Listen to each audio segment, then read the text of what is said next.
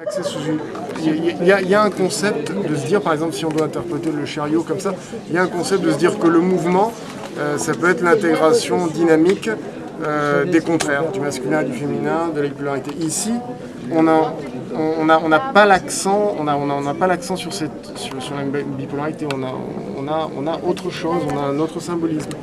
Et alors, du coup, pour revoir ce que va dire, par exemple, ce que ferait Jodorowsky, et moi ce que je pense... Il y a un œil fermé là aussi, Ouais. L'autre, les deux yeux ouverts. C'est que par exemple, si je prends la même carte, à la limite la même carte que je vais tirer de... Ici, il peut peut-être faire un clin d'œil. Hein. Oui. Il y a peut-être un clin d'œil là. Si, Oui, oui. Non, mais qu'il n'y a pas dans l'autre. Il y a pas dans l'autre, Comme, non. L'autre, il l'attend, il le tire. Il a l'air de lui dire, mais suis-moi. Et celui-ci a l'air un peu plus passif. Ici aussi, d'ailleurs, hein, c'est le même dessin. Et il a l'air de lui dire, mais regarde, l'avenir est par là. Alors, ce qui est marrant, c'est que l'avenir, symboliquement, spirituel, va à droite, donc vers le devenir, alors que l'énergie rouge voudrait le maintenir peut-être dans le passé. Moi, ce que je dirais, franchement, les fois où je me suis amusé à tirer le tarot aux gens, enfin, je m'amusais sérieusement, c'est-à-dire j'essayais d'être sérieux en tirant le tarot aux gens. Je dirais que je tirais une carte à une personne, je tirais le chariot à une personne, et je n'allais pas faire la même interprétation, et je pense que vous serez d'accord avec moi, que si je tirais la même carte à une autre personne. C'est-à-dire que voilà, en fonction, une carte c'est potentiellement infini. On peut la regarder d'un million de perspectives différentes, on peut s'attacher à chaque détail. Donc en fait, c'est en fonction dont la carte va résonner avec la personne et la question de la personne qu'on va faire l'interprétation. Alors que quelqu'un qui... Et surtout son accompagnement, une carte peut accompagner... Alors que quelqu'un qui ne sait pas faire le tarot, il va tirer une carte comme le chariot, il va avoir lu une explication dans un bouquin et il va faire la même interprétation, il va dire bah, le chariot, vous allez progresser, donc ça veut dire que vous allez voyager ou quelque chose comme ça. Donc en fait ça va pas être correct comme interprétation parce qu'il ne fait pas une interprétation en fonction de son ressenti, en fonction de la personne, et à la limite ce qu'il ressent de la personne est beaucoup plus important que ce qu'il voit. Donc moi je dirais même jusqu'à pousser le truc que la même carte, par exemple, une carte aussi forte que l'arcane de son nom, pour une personne ça peut signifier la mort, pour une autre personne ça peut signifier un recommencement, pour une autre personne ça peut signifier quelque chose de très positif, pour une personne quelque chose de très négatif. On peut pas, le symbolisme, on peut pas être prisonnier du symbolisme de la carte, ce n'est qu'un support. Et à la limite, on pourrait presque faire une interprétation de tarot comme ça, avec une carte retournée, mais en étant vraiment connecté avec la personne, si on est vraiment ancré. Moi, c'est ce que je crois. Je ferai la tarte et je dirais là, je sens que vous avez...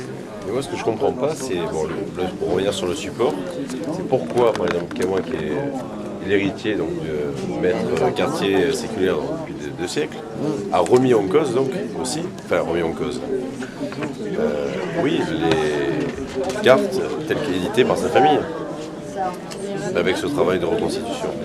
Mais ça, il faut lui poser la question, hein. Je ne le connais pas, je ne peux pas répondre pour lui. Je ne peux pas répondre pour lui. Moi, je sais que je... Parce que pour lui, en fait, c'est l'imprimerie qui a faussé, en fait, les cartes. Ben, il n'a pas tort, parce qu'avant, ça existait... Au marteau, qui a recoloré les cartes du tarot de Marseille, parce qu'elles s'étaient tannées aussi. Donc, mais lui, il a fait qu'accentuer les couleurs originales d'un tarot qu'ils avaient, qui ne devait pas être celui-là. Encore que les formes sont exactement les mêmes. Hein. Les formes sont exactement mais lui, les mêmes. il a restauré le tarot de Marseille. C'est ça le but de sa reconstruction. Moi, je dirais que... Ça, Il part du principe que le seul vrai tarot, c'est le tarot de Marseille, et qu'avec le temps... Ben, c'est ça aussi, je ne vais pas défendre Grimaud, c'est pas mon truc, mais je pense que... ça n'a pas vraiment Je sais pas d'importance. si vous êtes allé sur le site. Oui, non, je suis allé. Moi, j'ai beaucoup travaillé avec Jodorowsky, j'ai beaucoup de respect pour lui, j'ai beaucoup de respect pour le travail qu'a fait Camoin, mais en même temps, je pense que ce que j'ai compris du tarot, c'est que ça se situe d'abord dans l'esprit. Donc, à la limite, que ça soit un peu plus blanc, ou un peu plus jaune, ou un peu plus rouge... non, mais déjà, voilà. il y a des couleurs aussi dans ce nouveau jeu, en plus qu'il n'y a pas dans tous les autres. Il y a plus de couleurs, déjà. Oui, mais qu'est-ce que ces couleurs apportent? Voilà, ce qui est important, c'est la personne. Et c'est ça moi, que je vais découvrir, parce qu'il a créé sa méthode d'enseignement. Il a découvert dans ses recherches ce qu'il appelle, lui, des codes secrets du tarot et des lois secrètes du tarot. De même des liens entre les cartes aussi. Bon, mais déjà, ce qu'il faudrait qu'il soit prouvé historiquement, hein, c'est qu'il a précédé celui-là. Je veux dire, pour moi, ils sont identiques au niveau des personnages. C'est au niveau des couleurs, simplement, que les choses sont transformées, si vous regardez que ça. Maintenant, dans la méthode de Jodorowsky, je crois que j'ai lu dans La Voix du Tarot, il n'admet plus, par exemple, maintenant le tirage à l'envers. Alors que pendant 40 ans, il a fait le tirage à l'envers. C'était un grand maître du tarot, de toute façon, il est toujours.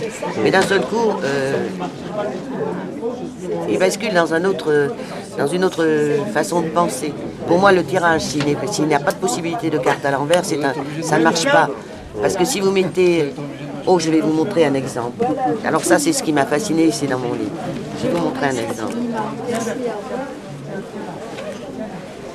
Bon, par exemple, on va les mettre côte à côte parce qu'elles sont très proches l'une de l'autre. Bon, par exemple, vous voyez, regardez. Bon, là, je l'ai scanné, découpé. Si on regarde mon étoile là-dedans, vous allez voir qu'il y a un personnage à l'intérieur de ce personnage. Regardez ça, c'est magnifique. Et ça, j'ai passé des heures à les scanner, à les découper pour essayer de comprendre. Mais par contre, pour en venir à Jodorowsky, il ne fait pas de voyance. Parce que lui, il utilise le tarot dans un autre Bien sûr, il fait de la voyance. Oui, je vous mais... raconter, j'ai des amis qui sont allés en consultation chez Jodo. Oui. À Nice, à Cannes. Non, il faisait des consultations. Hein. Un jour, on a été à une conférence justement sur la côte. Et il disait que bon, il était obligé de gagner sa vie lui aussi comme tout le monde et il faisait des consultes. Hein. Il ne faisait pas que le café mystique. Café mystique, hein, mais dans le cadre du café mystique, il utilise le tarot avec une méthode qu'il appelle la psychomagie comme outil de connaissance de soi pour débloquer les nœuds psychologiques. Mais bien sûr, mais parce que vous pouvez utiliser le tarot, bien sûr, au niveau psychologique. C'est sa merveille. Vous pouvez le travailler à tous les niveaux. Mais il ne faut pas. C'est comme en astrologie. Vous ne pouvez pas rester que dans la psychologie. En astrologie, maintenant, tout le monde se lance dans une astrologie psychologique. Oui. Mais relisez Barbeau, et Barbeau dit il faut revenir aux anciens. Sans les anciens, il n'y aurait pas d'astrologie. On revient, il faut revenir aux sources. Les astrologues, autrefois, ils arrivaient à faire de l'événementiel. Ils racontaient au roi, vous allez prendre une épée dans l'œil. Et ça arrivait. Et le tarot, c'est exactement la même chose. Le problème de la voyance, ça, c'est pas de la voyance. C'est de l'interprétation d'un cerveau. C'est comme l'astrologie, c'est pas de la voyance. L'astrologie, vous avez un thème devant vous, vous le travaillez, vous l'étudiez, c'est tout. L'avenir reste un mystère, hein, de toutes les façons. Ah oui, de toute façon. Voilà. Et on a toujours, et surtout, comme vous avez dit, quand vous avez dit devant Dieu en est un, donc en fait, moi les rares fois où j'ai voulu faire, entre guillemets, plus du tarot psychologique que de la voyance, j'ai toujours dit surtout, ne prends pas ma parole pour argent comptant, je peux me tromper. Et il y a de grandes chances que ça soit le cas. Donc ne retiens que ce que tu sens qui est vrai. Sinon, parce que sinon, on s'en va. Moi, ce que je dis à mes consultants, c'est vous êtes toujours libre. Voilà. Vous n'êtes pas enfermé, ce n'est pas un dogme. Le tarot n'est pas un dogme et c'est pas un gourou.